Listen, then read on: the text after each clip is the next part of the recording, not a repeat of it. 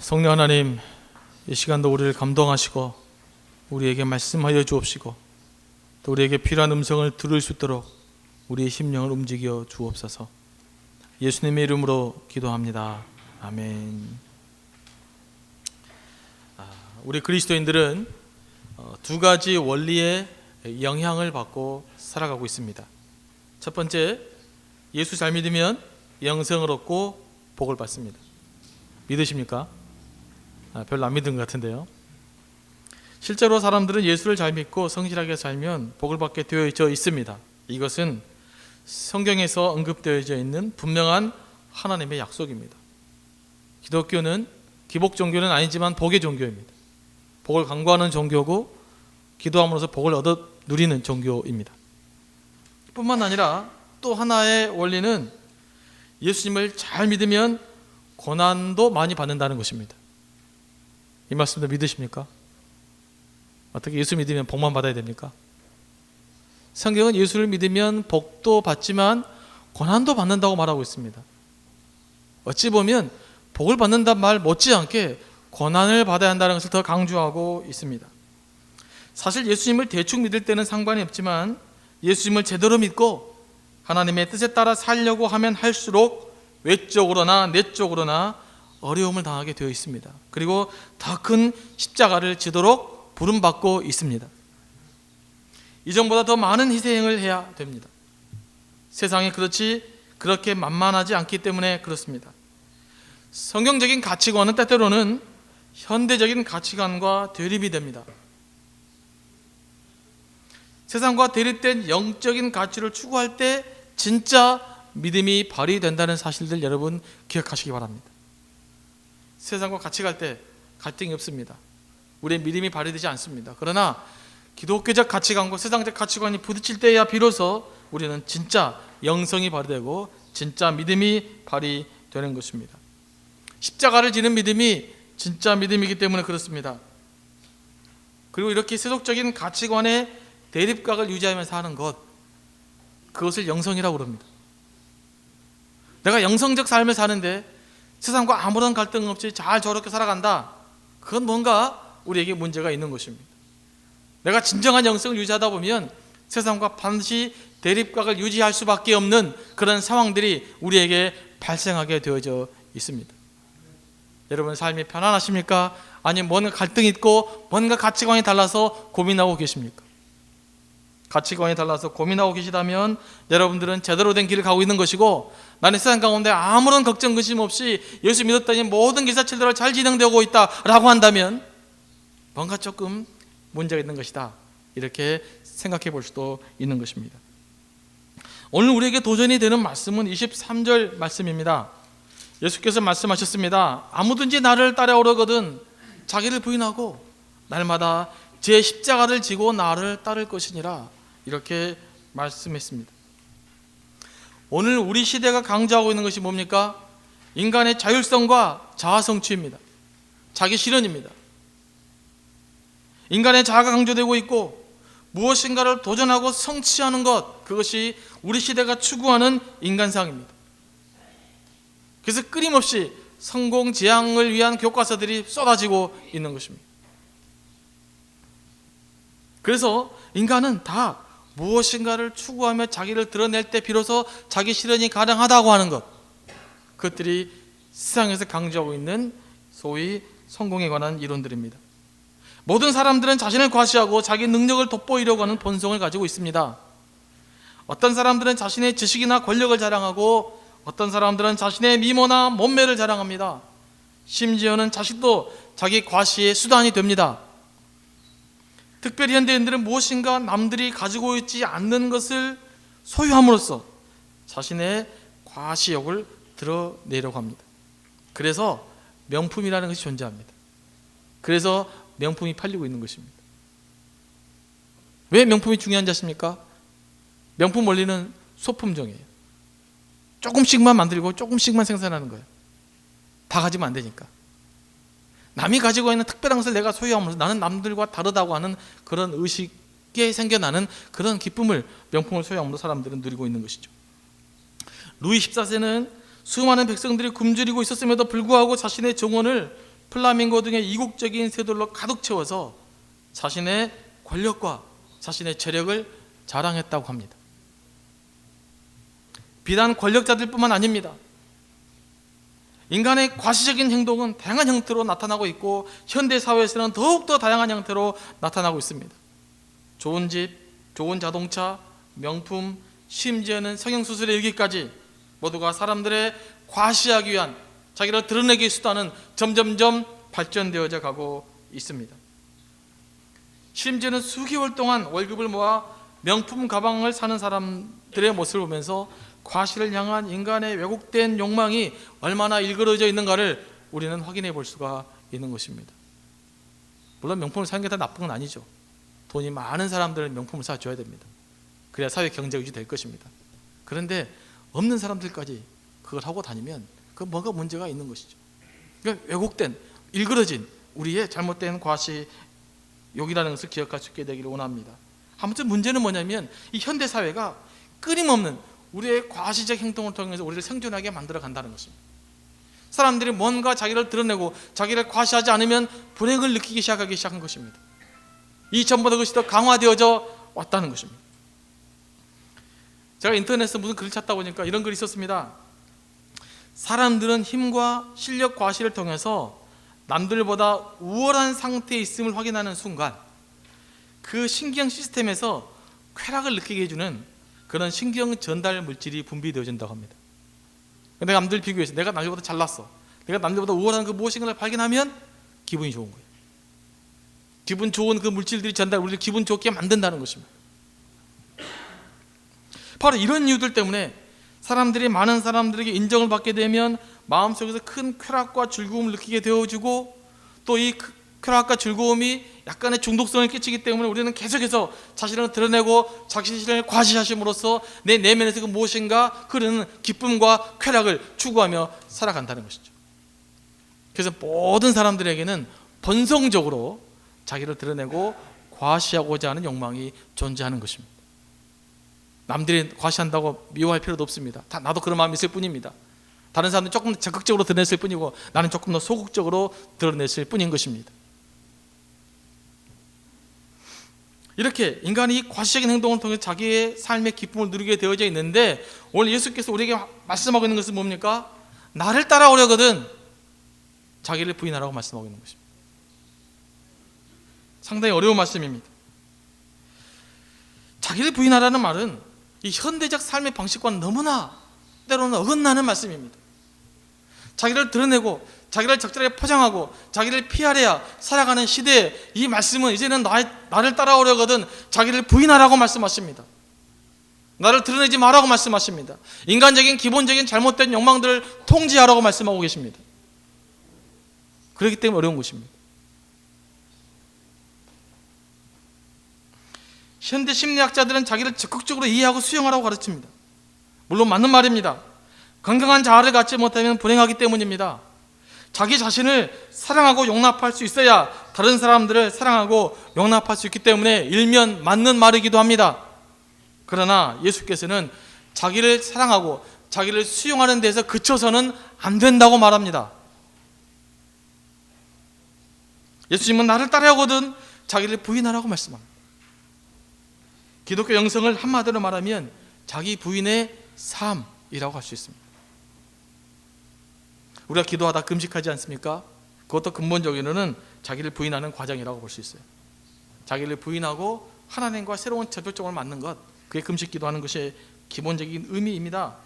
기본적인 욕망을 끊는 것이기 때문에 그것도 큰 의미가 있는 것입니다. 그러나 음식만 굶는다고 해서 우리의 자기 과시 욕망, 자기를 부인하는 삶이 완성되어지는 것은 아닙니다. 세상 사람들이 생각하기에 자기를 부인하는 삶이 지나치게 종교적이고 희생적인 것처럼 보입니다. 그래서 예수 믿는 사람들도 자기를 부인하는 삶을 살라고 하면 머뭇거립니다.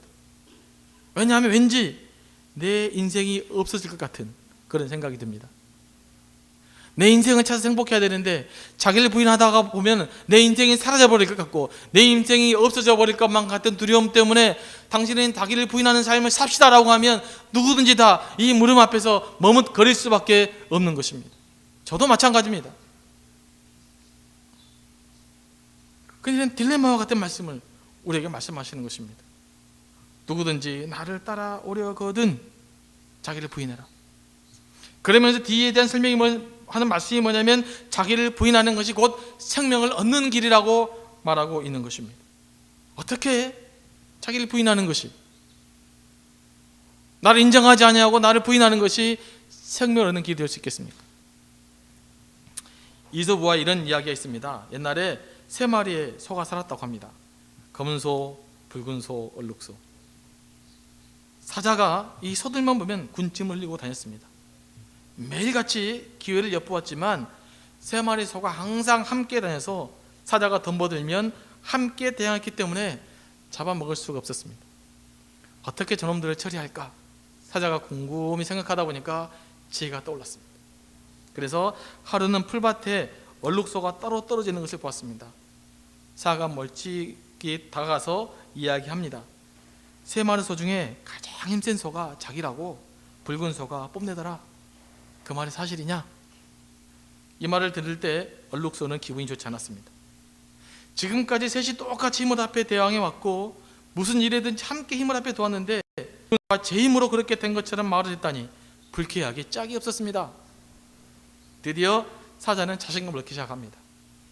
그래서 살짝 또 다른 데로 옮겨가서 이제는 붉은 소와 검은 소가 있는 데 가서 또 이런 이야기를 했습니다. 3마리 소 중에 얼룩소가 제일 기운이 세고 다른 짐승들에게 지지 않는 이유가 이 얼룩소 때문이라고 말하더라. 그 말이 사실이냐? 이때 2마리의 소는 얼룩소의 말에 참 건방진 소리라고 생각했습니다. 지가 뭔데? 그 중에 붉은 소는 화가 너무너무 났습니다. 그래서 얼룩소에게 달려가서 덤벼들었습니다. 얼룩소도 붉은 소가 제일이라는 말을 들었던 터라 힘을 다해 덤볐습니다. 검은 소가 말렸습니다. 야, 싸우지 마라. 이러다 우리 다 죽는다. 그러나 검은 소의 말림에는 아랑곳지 않고 둘이 싸웠습니다. 소뿔이 빠져나가도록 싸워버렸습니다. 그리고 이때부터 이 3마리 소들은 서로 헤어지기로 다짐했습니다. 각각 뿔뿔이 흩어져 살게 됐습니다. 그들의 운명은 어떻게 됐을까요? 다 사자에게 잡혀 먹고 말았다는 이야기입니다. 자기 과시에 빠지는 사람들의 운명이 바로 이런 것입니다. 자기가 인정받지 못할 때, 자기가 존중받지 못할 때 그것들을 해결할 수 있는 능력이 없어지게 되는 것이죠. 자기 과시에 빠지는 사람, 자기만 보이는 사람들은 다른 사람들 잘 보이지 않습니다. 다른 사람들의 공로가, 다른 사람들의 헌신이, 다른 사람들의 희생이 보이지 않는 것입니다. 또 오직 다른 사람들의 비교의 대상으로 자기 자신의 쾌락으로만 보기 때문에 그 안에 참된 생명력이 있을 수가 없는 것입니다. 여러분, 아무런 희생을 전제하는 생명은 이 땅 애시당초 존재하지 않습니다. 생명의 법칙이라는 것은 반드시 누군가의 희생을 통해서만 자라게 되어 있는 것입니다. 부모의 희생 없이 자녀들은 자랄 수 없는 것입니다. 조상들의 희생 없이 오늘날의 세대가 존재할 수 없는 것입니다. 오늘날 세대 희생 없이 우리 미래의 세대가 존재할 수 없는 것입니다. 생명은 반드시 희생이라는 법칙 위에 서 있다는 것을 깨달으시기 바랍니다. 이 희생이 자기 부인의 과정인 것입니다. 그러므로 교회가, 공동체가 건강하게 유지되어지기 위해서는 자기를 부인하는 과정들이 필요한 것입니다. 결국 하나님과 함께 다른 이웃들과 다른 모든 피조물들과 함께 살기 위하여 자기 욕망을 통제하고 자기 드러냄을 통제하고 자기를 부인하며 사는 길, 이게 제대로 사는 길인 것입니다. 오늘 예수께서 나를 따라오려거든 자기를 부인하라고 말씀하실 때 바로 이런 의미로 우리에게 말씀하신 것입니다. 그러면서 예수께서 약속하셨습니다. 누구든지 나를 위하여 제 목숨을 잃으면 구원하리라. 그러면 자기를 부인하는 삶이 무엇입니까? 조지 맥도날드 목사는 3가지로 설명합니다. 기독교적 자기 부인은 뭐냐? 그건 일반 종교적 자기 부인과 다르다는 것입니다. 기독교적으로 자기를 부인하는 것은 첫째, 우리의 자연스러운 욕망을 억제하려는 소극적인 노력이 아니라 모든 것을 예수님처럼 보고 예수님처럼 생각하고 예수님처럼 행동하는 것을 의미한다고 합니다. 그렇지 않습니까? 그래서 예수께서 말씀하십니다. 누구든지 나를 따라오려거든. 예수를 따르는 삶의 방식이 뭐냐? 곧 자기를 부인하는 방식이라고 말하고 있는 것이죠. 그러니까 예수님처럼 생각하고 예수님처럼 고민하고 예수님처럼 행동하는 삶, 이게 자기 부인의 삶인 것입니다. 일반적인 종교적 자기 부인과는 조금 다른 의미가 있는 것이죠. 두 번째는 하나님의 뜻을 우리의 생명처럼 여기는 것을 의미합니다. 자기를 부인한다고 하면서 하나님의 뜻에 순종하지 않는 것은 진정한 기독교적 자기 부인의 삶이 아닌 것입니다. 고도의 금욕적인 삶이 자기 부인의 삶이 아니라 하나님의 뜻에 순종하는 사람, 하나님의 뜻을 생명처럼 받을 수 있는 사람, 바로 이런 사람이 자기를 부인하는 삶인 것입니다. 우리가 왜 자기를 부인해야 되는지 아십니까? 자기의 욕망, 자기의 생각을 비워낼 때 비로소 하나님의 생각이 우리를 채우기 때문에 우리를 부인해야 되는 것입니다. 자기 부인의 목적은 하나님의 뜻을 채우기 위함입니다. 하나님의 뜻을 생명처럼 받들기 위함인 것입니다. 세 번째는 내가 무엇을 하고 싶은가를 생각하지 않고 하나님이 내게 무엇을 원하는가를 생각하며 사는 것을 의미한다고 합니다. 그러므로 자기를 부인하는 삶은 끊임없이 하나님이 내게 원하는 것이 무엇인가, 하나님의 뜻이 무엇인가를 묻는 것입니다. 여러분, 질문이 없으면 답이 없습니다. 여러분, 인생에 질문을 가지고 사시기 바랍니다. 날마다 질문하시기 바랍니다. 하나님의 뜻이 무엇인가, 제대로 사는 것이 무엇인가를 질문하시기 바랍니다. 질문이 없으면 답이 없어요. 왜 인생에 답이 없습니까? 질문하지 않기 때문에 답이 없는 거예요. 왜 영적인 답이 없습니까? 질문하지 않기 때문에 답이 없는 거예요. 날마다 물으세요. 아침마다 물으시기 바랍니다. 나는 어떻게 살 것인가를, 나는 하나님 앞에 어떻게 살 것인가를, 나는 어떻게 하나님의 뜻을 이루며 살 것인가를, 인간답게 사는 것이 무엇인가를 물으시기 바랍니다. 이 물음이 있었을 때 여러분은 제대로 된 그리스도인의 삶을 살 수 있게 될 것입니다. 제발 좀 물으세요. 아침 일어나서 어떤 생각하십니까? 다시 한번 기억하시기 바랍니다. 묻지 않으면 답이 없습니다. 질문이 없는 곳에 답이 없습니다. 인생에 대해 묻지 않으면 인생에 답이 없습니다. 신앙에 대해서 묻지 않으면 신앙에 답이 없습니다. 기도하지 않으면 기도의 응답이 없는 것입니다. 예수님께서 자기를 부인하며 살아간다고 이야기할 때 강조하는 것이 무엇이냐면 바로 십자가입니다. 그래서 아무든지 나를 따라오려거든 자기를 부인하고 날마다 제 십자가를 지고 나를 따를 것이니라, 이렇게 말씀했습니다. 십자가 없는 부인은 자기 부인이 아닌 것입니다. 다시 말하세 고난의 영성이 없는 자기 부인은 진정한 자기 부인의 영성이 아닌 것입니다. 우리가 자기를 부인한다고 할 때 반드시 우리를 기다리고 있는 것은 바로 십자가의 고난인 것입니다. 십자가, 우리가 사는 인생에는 우리가 짊어져야 될 고난의 십자가가 있습니다. 이것은 누구에게나 존재하는 것입니다. 십자가 없는 인생은 존재할 수 없습니다. 그러나 우리 그리스도인들은 더 그 십자가를 짊어져야 되는 것입니다. 여러분, 그리스도인의 삶, 기독교인다운 삶, 그건 뭘 의미하는지 아십니까? 바로 우리는 영성과 이상을 추구하는 존재라는 말입니다. 영성과 이상. 눈에 보이지 않는 영적인 가치를 소중히 여기지 않는 사람이 진정한 그리스도인일 수가 없고, 현실 너머에 있는 이상을 추구하지 않는 그리스도인이 진정한 그리스도인이 될 수가 없는 것입니다. 우리는 하나님의 나라라고 하는 영적인 이상을 추구하며 살아가는 존재인 것입니다. 그래서 우리 그리스도인은 현실에 만족할 수가 없고 현실만을 위해 살아갈 수는 없는 것입니다. 왜 우리는 더 높은 이상과 더 높은 기준과 더 높은 도덕성과 더 높은 일들을 가지고 살아야 되는 것입니다. 왜냐하면 우리는 이상을 추구하는 존재이기 때문에 그렇습니다. 우리 기독교인의 삶에 더 높은 이상과 목표가 사라져버린다고 한다면 그건 이미 기독교적 영성을 상실해 버린 사람인 것입니다. 하나님 나라를 꿈꾸며 산다는 것이 무엇입니까? 더 완전한, 더 완벽한, 때로는 이데올로기적이고 때로는 이상적이지만 그러나 그것들을 추구하고 살아가는 삶, 이게 바로 기독교적인 삶인 것입니다. 그러면 우리는 어떻게 자기를 부인하는 삶을 살 수 있겠습니까? 사실 우리의 인간적인 노력은 불가능합니다. 산상수훈의 윤리는 우리의 인간적인 의지적인 노력으로는 수행할 수 있는 것이 아니겠습니까?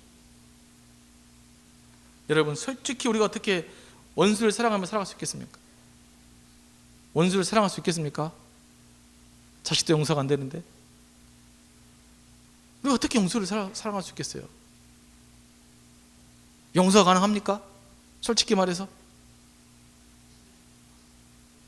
여러분 양심에 손을 얹고 생각해 보세요. 용서라는 것이 가능해요? 원수 사랑이라는 것이 가능해요?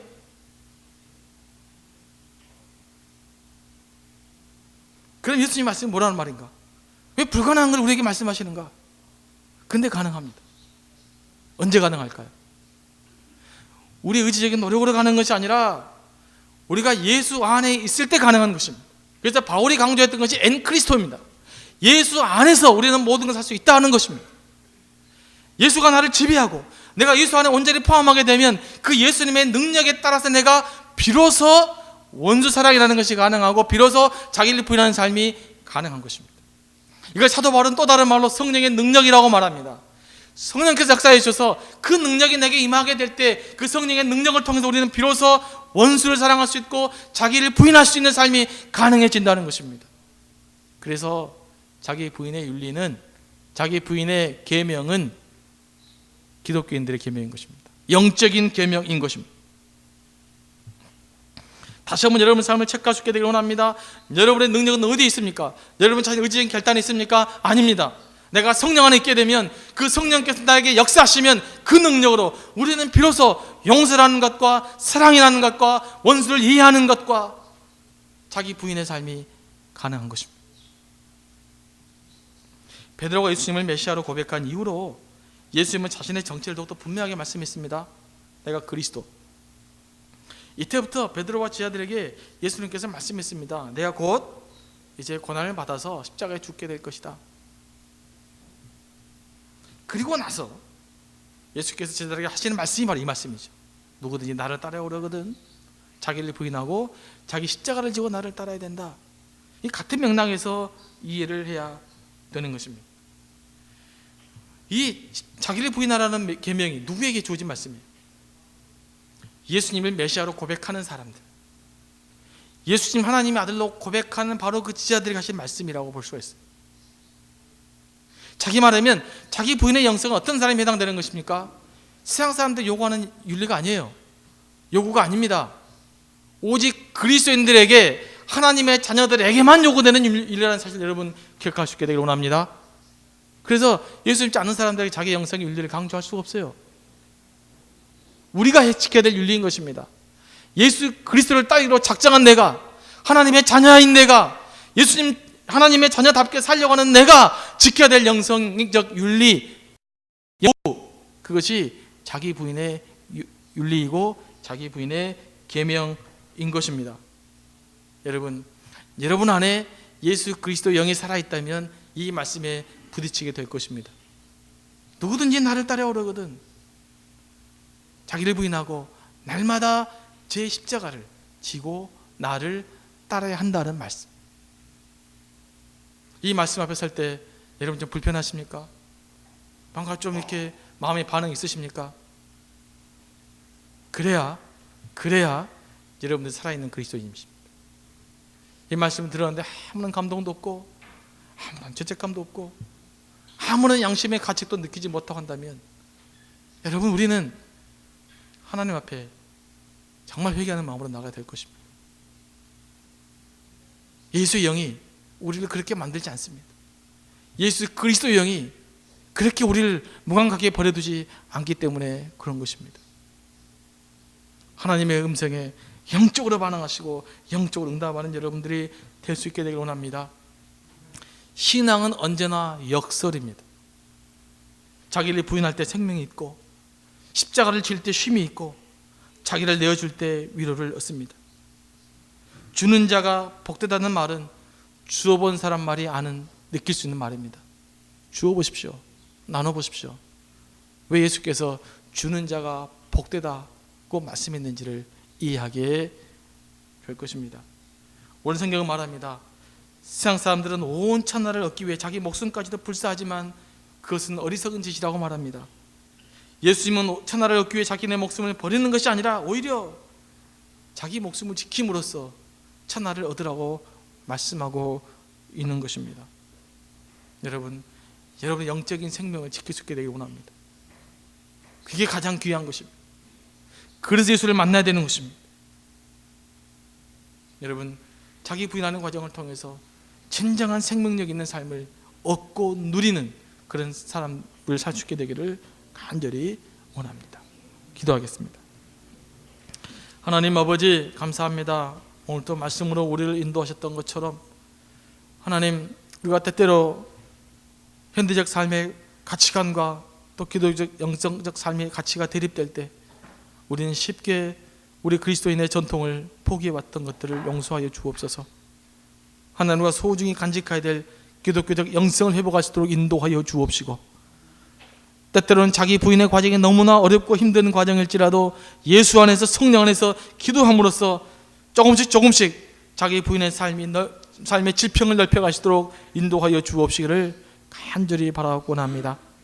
하나님, 그리하여 우리가 온전히 그리스도를 닮아가는 자가 되며 하나님을 향한 빛을 세상에 발휘할 수 있는 죄를 될 수 있도록 인도해 주옵시기를 간절히 바라오며 예수님의 이름으로 기도합니다. 아멘.